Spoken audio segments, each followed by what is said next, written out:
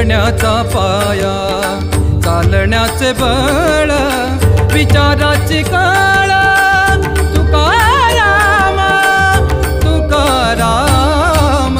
जगण्याचा पाया, चालण्याचे बळ, जगण्याचा पाया.